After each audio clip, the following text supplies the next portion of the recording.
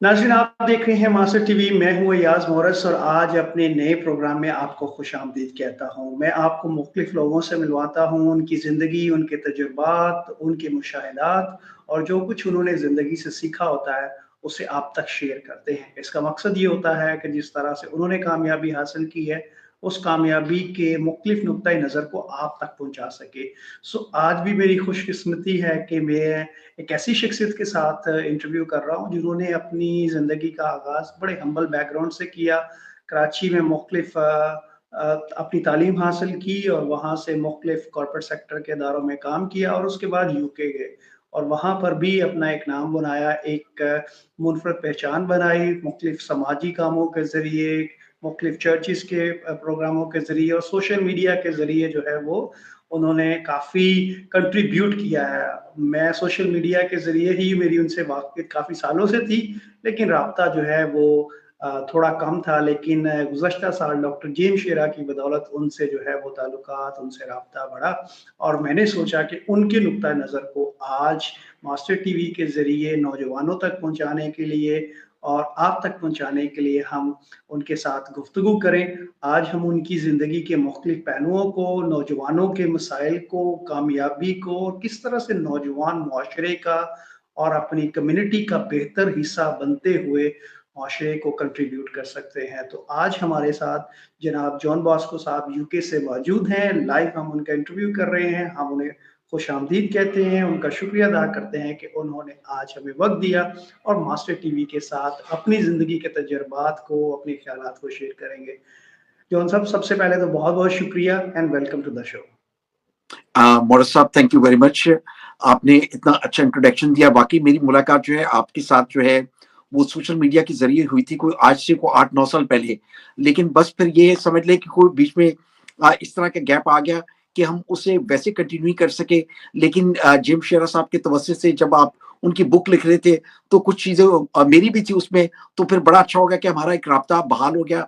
और जिस तरह आपने कहा कि ये कनेक्शन जो है सोशल मीडिया के ज़रिए से हुआ है और हमें बड़ी खुशी होती है कि हम दोबारा से आपके साथ जो है उस राब्ते में। तो thank you very much for giving me this opportunity कि मैं मास्टर टीवी पे आके आपके साथ शामिल गुफ्तगू हो सकूं।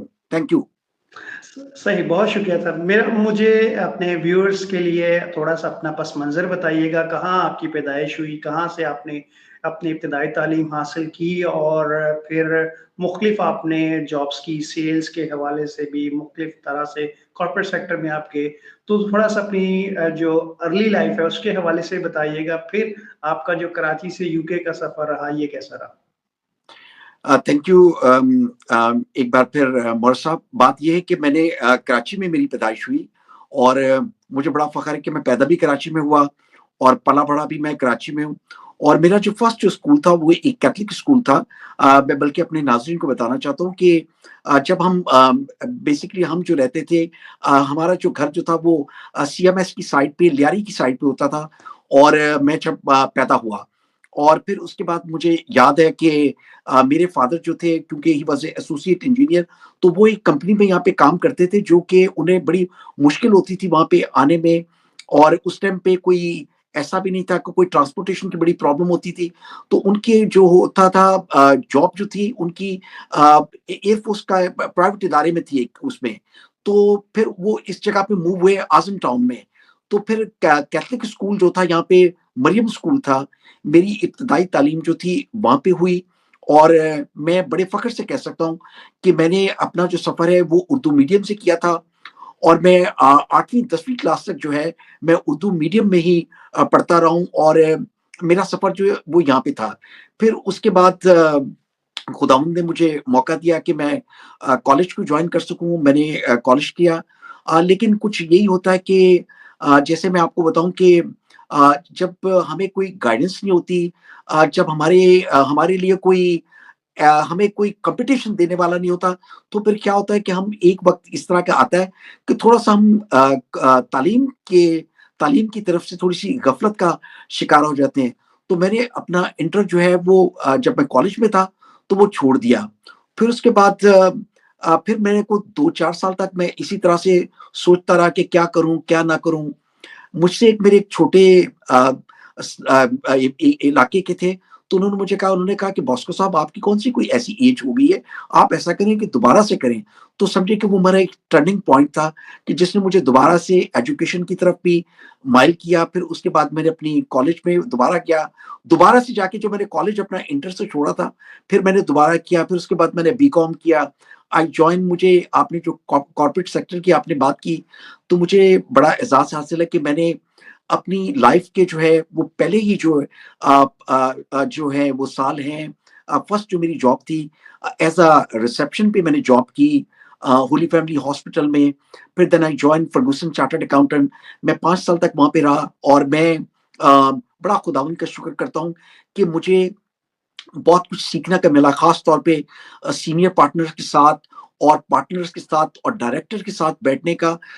एजुकेशन से बढ़ के मुझे वो जो एक एटिकेट्स होते हैं कॉर्पोरेट सेक्टर्स के, कि किस तरह से आपने बड़े-बड़े लोगों के साथ मुलाकात करनी है, कैसे आपने सारी अपनी ज़िंदगी को आगे लेके जाना है, तो वो मेरे लिए एक बड़ा टर्निंग पॉइंट था कि मैं अपनी ज़िंदगी को जो है आगे लेके जा सकूँ।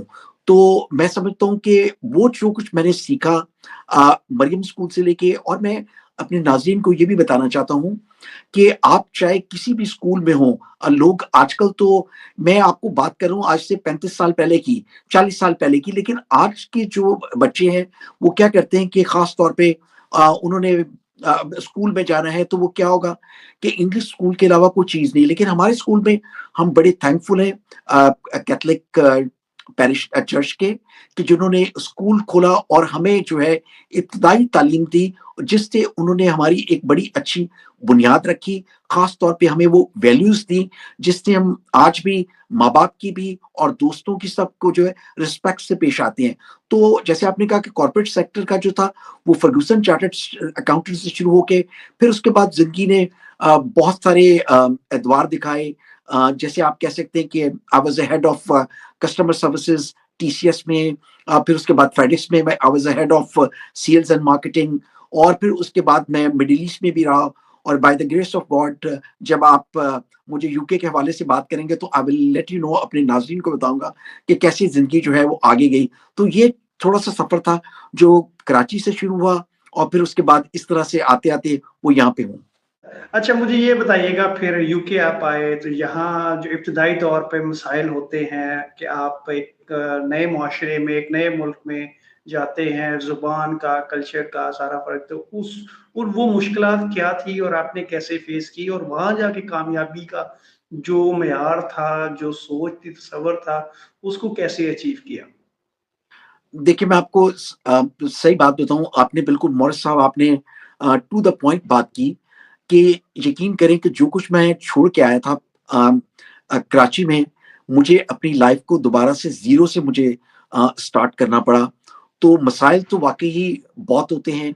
और कोई भी जब यहाँ पे आता है जिसके ना कोई आगे रिसोर्सेज़ हों, और फिर उसके बाद आपको इतनी मेहनत करनी पड़े, क्योंकि मैं एक कलम चलाने वाला इंसान, और मुझे आके फिर वही काम करने पड़े जो कि मैंने पाकिस्तान में भी नहीं थे किए हुए। लेकिन मैं आपको ये बताऊँ कि अगर आपका कोई टारगेट हो ज़िंदगी में, और अगर आप उसे अचीव करना चाह रहे हो, तो आप यकीन जानिए कि आप अपने सामने एक माइलस्टोन रख लें कि मैंने इसको जो है अचीव करना है। वो गोल जो अगर आपने रखा है, तो यकीनन उसमें कुछ साल लगते हैं, लेकिन आप उसे अचीव कर लेते हैं। तो छोटे काम भी किए, फॉर एग्ज़ाम्पल काम तो कोई भी छोटा नहीं होता, लेकिन कहने का मकसद है कि आपके पास बहुत सारी वो सहूलतें नहीं होती, जो कि आप अपने मुल्क से छोड़ के आते हैं।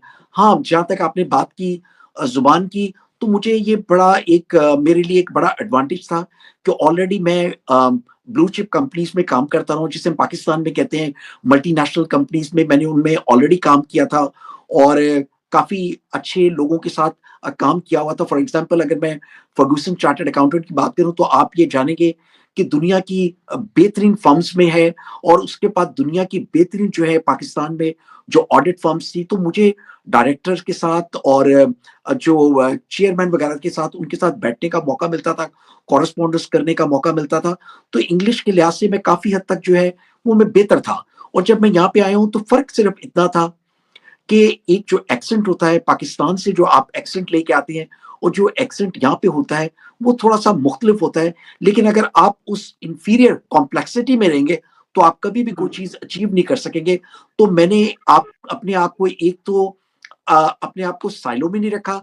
अगर मैं अपने आप को अकेला कर लेता, मैंने जिस जगह पे रह रहा हूँ यहाँ पे सारे के सारे मोस्टली जो है वो इंग्लिश लोग हैं। मैंने ये नहीं किया कि अपने लोगों में जाके रहूँ, बल्कि मेरा ये था कि इन लोगों में रह के मैं अपने आप को इंटीग्रेट कर सकूँ।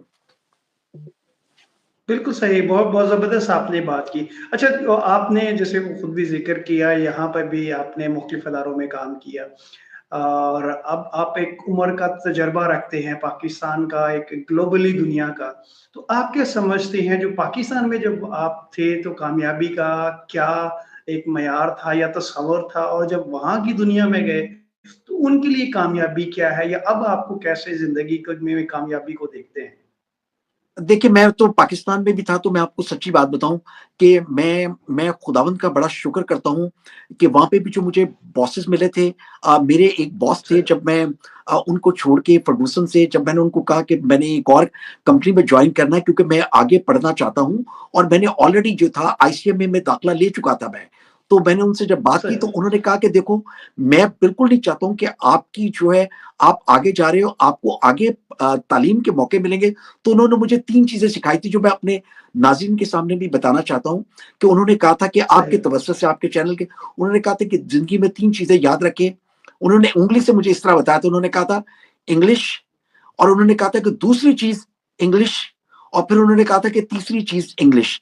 उन्होंने कहा था कि जितनी भी बुक्स जो हैं, वो सब की सब इंग्लिश में हैं। आपने ज़्यादा कोशिश करनी है इस चीज़ पे।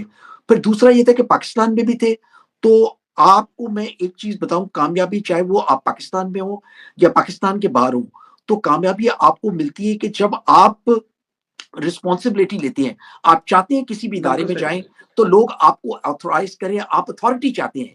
लेकिन अथॉरिटी आपको तभी मिलती है कि जब आप रिस्पॉन्सिबिलिटी लेते हैं। तो जब मैं कंपनी में गया, बिल्कुल सही। तो मैंने उनको क मैं कभी मैं हमेशा जो है प्रोएक्टिवली काम करना पसंद करता हूँ, कि मैं कहता हूँ कि मैं खुद जाके उनसे पूछता हूँ कि बताइए मुझे क्या चीज़ करनी है?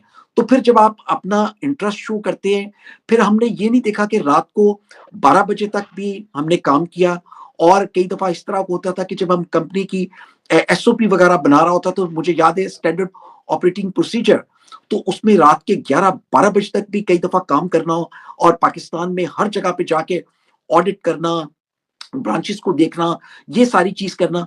तो ये सारी चीज़ें जो होती है, मेहनत होती है, कमिटमेंट होती है आपकी, आप रिस्पॉन्सिबिलिटी लेते हैं और फिर उसके बाद मैंने जो यहाँ पे आके जो चीज़ आप बता रहे हो कि मैं अगर उसको कंपेयर करूँ मौर्य साहब, तो यहाँ पे मैंने जो चीज़ देखी, वो मैंने देखा है कि वक़्त जो है, वो बड़ा इम्पोर्टेंट है।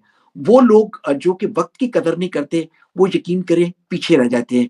मैं अगर अपनी ऐज के हिसाब से देखूँ तो मुझे अच्छी तरह याद है कि जब मैं फर्गूसन में था, तो उन दिनों में माइक्रोसॉफ्ट आई नहीं थी।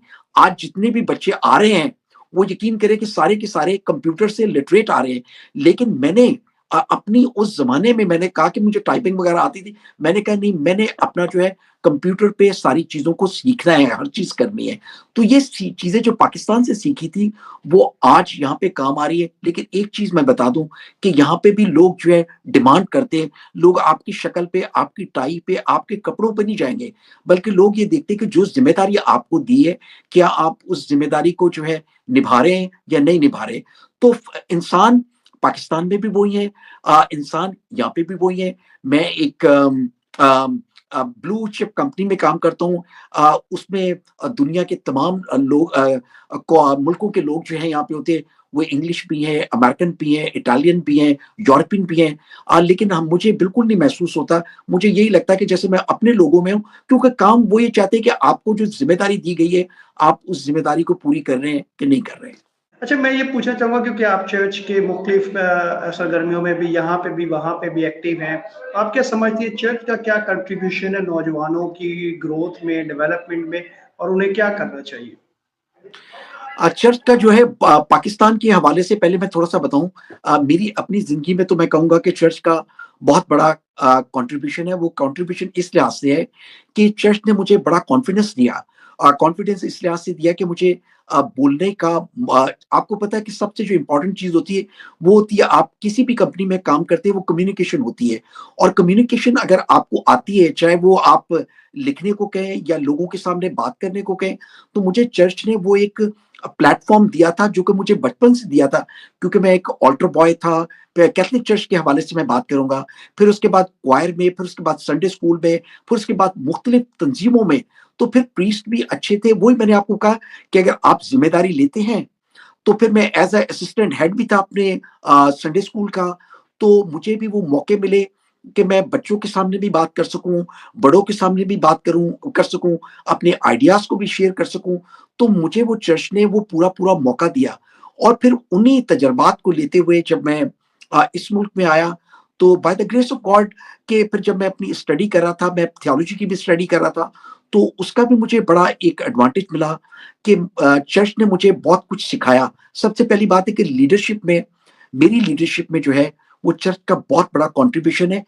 इस लिहाज से कि उन्होंने मुझे वो मौका दिया और हमने भी उन्होंने जो हम पे कुछ ज़िम्मेदारी रखी थी, हमने पूरी कोशिश की कि उस ज़िम्मेदारी को जो है निभाया जाए और वो ज़िम्मेदारी उस टाइम भी निभा रहे थे। अब भी जब-जब मौका मिलता है, जब भी किसी चर्च में जाते हैं, वो किसी भी टॉपिक पे कहते हैं, बात करनी है या बच्चों के हवाले से करनी है या बड़ों के हवाले से करनी है, तो हमारी कोशिश होती है, मेरी कोशिश होती है कि उससे जो है उसी कमिटमेंट के साथ, उसी ज़ील एंड ज़ेस्ट के साथ जो है उसे आगे लेके जाया जा सके। अच्छा, आप क्योंकि एक अब आपका नुक्ता नज़र बड़ा अहम है, मैं चाहूँगा कि आप क्या समझते हैं कि पाकिस्तान में ख़ास तौर पे नौजवान जो बड़ी तादाद है और क्रिश्चियन कम्युनिटी के नौजवान अगर मुआशरे में अपने आप को, अपने मकाम को, अपने हालात को, अपने ख़ानदान की जो पहचान है, उसको मुआशरे में बेहतर बनाना चाहते हैं, बदलना चाहते हैं, तो क्या ऐसे इक़दामात किए जाने चाहिए कि वो अपना जो समाजी सर्कल है, मुआशी सर्कल है, उसको बेहतर बना सकें? मोरिस भाई, ये आपने बड़ा ज़बरदस्त किस्म का क्वेश्चन किया। मैं आपको बताऊँ कि ज़िंदगी में कामयाबी जो होती है, वो होती है कि जब आप डिपेंडेंसी नहीं रखते। जब आप किसी के डिपेंडेंट होते हैं ना, पाकिस्तान में प्रॉब्लम ये है कि सबसे पहले तो हमारी वो जो जॉइंट फैमिली का सिलसिला होता है ना, वो किसी वक़्त से शुरू हुआ है और वो अब भी काफ़ी हद तक जो है हमारी सोसाइटी में, पाकिस्तान में उसी तरह से पेनिट्रेट कर रहा है, जिस तरह पिछले 50 साल पहले कर रहा था। तो हमारी डिपेंडेंसी होती है, पहले हम ये कोशिश करते हैं कि देखिए, माँ-बाप आपको एक हद तक तो आपको सपोर्ट करते हैं कि जब आप छोटे होते हैं, वो माँ-बाप की ज़िम्मेदारी होती है, वो आपको खाने के लिए भी देते हैं, वो आपकी दूसरी ज़रूरियात को भी पूरी करते हैं। उसके बाद हमारी ये ख़्याल होता है कि ये बाप की जायदाद है, मुझे इसमें से भी मिल जाएगा, जब बाप मर जाएगा, तो मुझे उसमें से मिलेगा, मैं उसमें से कोई कारोबार कर लूँगा, वो मेरे भाइयों में ये सारी चीज़ हो जाएगी, इस तरह से हो जाएगा। पहले मैं आपको ये बताना चाहता हूँ कि डिपेंडेंसी को ख़त्म कर दें। अगर आपने मेहनत करनी है, आगे बढ़ना है, तो फिर आपको अपने बलबूते पे ये सारी चीज़ें करनी पड़ेंगी। उसके लिए ज़रूरी यही चीज़ है कि कुछ भी करना है, उसके लिए आपको मैट्रिक तक जब आप पढ़ते हैं या आप ओ लेवल कर रहे हैं, ए लेवल कर रहे हैं, जो भी आपकी तालीम है, मतलब जब आप करते हैं तो उसी टाइम आपको ये फैसला कर लेना है कि मैंने करना क्या है। अगर आप टेक्निकल तालीम की तरफ जाना चाहते हैं, आप टेक्निकल तालीम की तरफ जाएँ। अगर आपको बिज़नेस करना चाहते हैं, तो आप बिज़नेस करें। लेकिन आप ये डिपेंड ना करें कि कोई आपके लिए करेगा। आपने अपनी मेहनत करनी है। आप अपने आप को देख लेना, आपने एक इतना अच्छा मकाम बनाया, अपनी मेहनत के साथ बनाया है। इसी तरह से मैं नौजवानों को कहूँगा, जो पाकिस्तान में हैं, मैं मुझे पता है कि बहुत सारे लोग हैं, वो इस सारी चीज़ को कहते हैं कि जी चर्च ने जो है हमारे लिए क्या किया है। मैं समझता हूँ कि देखिए, चर्च ने आपको जैसे मैंने आपको कहा कि इस इलाके में कोई स्कूल नहीं था, तो उन्होंने हमें जो है बेसिक एजुकेशन प्रोवाइड की। उसके बाद दिस इज़ आवर रिस्पांसिबिलिटी कि हमने किस तरीके से आगे जाना है, कैसे आगे हमने बढ़ना है। यहाँ पे जो लोग हैं, मैं थोड़ा-सा कंपैरिज़न करूँगा। लोग यहाँ पे जो है, वो ये नहीं देखते कि चर्च जो है हमारे लिए स्कूलिंग भी प्रोवाइड करे। हाँ, गो के यहाँ पे स्कूल्स हैं, स्टेट के स्कूल भी हैं, प्राइवेट स्कूल भी हैं, मिशन के भी स्कूल हैं। लेकिन इसका ये मतलब नहीं कि वो कॉलेज, यूनिवर्सिटी तक जाके वो चर्च को ब्लेम करते रहें। हमें इस ब्लेम गेम से निकल के अपने आप की अपनी ज़िम्मेदारियाँ लेनी है। जब हम अपनी ज़िम्मेदारी लेंगे, पहले अपनी ज़िम्मेदारी आप अपने घर से शुरू करें, उसके बाद जब आप 1 से 2 हो जाएँ, तो फिर आपकी ज़िम्मेदारियाँ भी बदल जाएँगी। लेकिन मैं आपको बता दूँ, आपको हमेशा जो है जिस तरह के एक लफ्ज़ इस्तेमाल हम करते हैं ना, मैं प्रोजेक्ट मैनेजमेंट में भी हूँ, हम एक इस्तेमाल करते हैं लफ्ज़, टर्मिनोलॉजी इस्तेमाल करते हैं ट्रांसफॉर्मेशन या चेंज मैनेजमेंट। तो इंसान भी जो है एक प्रोडक्ट है, उसे हर टाइम अपने आप को जो है वक़्त के साथ-साथ अपने आप को तब्दील करना है। मैं आपको बताता हूँ, यहाँ पे जो सीनियर सिटीज़न हैं, जो कि 70, 80, 90 साल की उम्र के थे, जब यहाँ पे सारी चीज़ें डिजिटलाइज़ हुई, तो उन्होंने जो बेचारे चेक लिख के पैसे निकालते थे, अब उन्होंने भी जाके बैंक से, टेलर मशीन से वो अपने पैसे निकालते हैं, हर चीज़ करते हैं। तो मेहनत करें और उसके बाद अपने आप को तब्दीली के लिए हमेशा तैयार रखें, क्योंकि जब तक आप अपने आप को तब्दील नहीं करेंगे, तो फिर आप आगे तरक्की नहीं कर सकेंगे। बिल्कुल, आपने सही कहा, ये बहुत ज़रूरी है कि कम्फ़र्ट ज़ोन से बाहर निकलना। आप क्या समझते हैं, क्योंकि मैं आपका नुक्ता नज़र यहाँ बड़ा अहम समझता हूँ, क्या चीज़ है, क्या हमारी कम्युनिटी के पास, हमारे नौजवानों के पास रिसोर्सेज़ की कमी है, सलाहियतों की कमी है, माइंडसेट नहीं है, कोई पुश करने वाला नहीं है, गाइड करने वाला नहीं है कि एक तरफ हम ये इस तरह के बहाने या इस तरह के वो क्या कहते हैं, उज़र पेश करते हैं, इस तरह के रीज़न्स देते हैं कि हम इस वजह से नहीं कर पाए और दूसरी तरफ हम देखते हैं एक डिजिटल मीडिया है, चैट जीपीटी है, एआई है, यूट्यूब है, लर्निंग के बहुत सारे जो है वो एवेन्यू जो हैं वो खुल चुके हैं। तो ये क्या चीज़ है कि इन नौजवानों को कैसे मुतहर्रा किया जाए? वालिदैन को कैसे जो है वो इस तरफ लेके जाया जाए? और जो लीडरशिप है, समाजी हो, मज़हबी हो, सियासी हो, उनको जो है वो इस चीज़ पर कायल किया जा सके कि किस तरह से एक कोलैबोरेटिव वे से नौजवानों को, माशरे को आगे बढ़ने के लिए काम किया जा सके। अच्छा, ये आपने बड़ा अच्छा नुक्ता उठाया और मैं डेफ़िनिटली मैं चाहूँगा कि इस पे अपना नुक्ता नज़र दे दूँ। हाँ, ये मैं ज़रूर कह सकता हूँ कि गो के ये चर्च की जो लीडरशिप है, उसकी वो तो नहीं इन सारी चीज़ों में कर सकते। आप एक पैरिश प्रीस्ट से या दूसरे जो हमारे चर्चेज़ हैं, उनके लीडर से ये तो नहीं कह सकते कि भई आप हमारे लिए हर टाइम पे अपने आप को मौजूद रखें। लेकिन आपने जिस तरह कहा कि कोलैबोरेटिव तौर पे हम इस तरह से कर सकते हैं कि जो चर्च की जो है जो हॉल है, जो जगह है, जो लोग वहाँ पे पढ़े लिखे हैं, जो कि करियर गाइडेंस को बड़े अच्छी तौर पे समझते हैं, मैं समझता हूँ कि उन्हें एक एजुकेशन की वाक़ई गाइडेंस की तो बड़ी सख्त ज़रूरत है। मैं आपको खुद बता सकता हूँ कि अगर मुझे करियर गाइडेंस जो है एक वक़्त पे मिली होती, तो मैं समझता हूँ कि शायद मेरी ज़िंदगी जो कि बहुत देर बाद बदली या बहुत आगे जाना चाहिए था, वो उस तरीके से नहीं हो सकी जो होनी चाहिए थी। तो मैं समझता हूँ कि माशरे में जिस तरह के आपको मैं देखता हूँ कि आप अपने चैनल के ज़रिए से लोगों को जो है और लोगों को एजुकेट करते रहते हैं।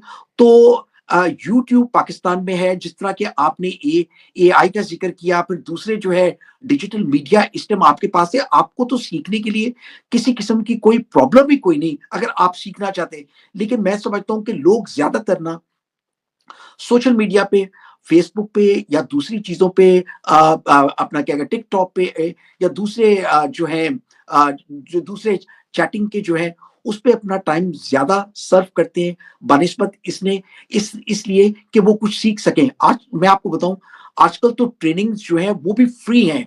आप कोशिश तो करके देखें कि आप कुछ हासिल करना चाहें।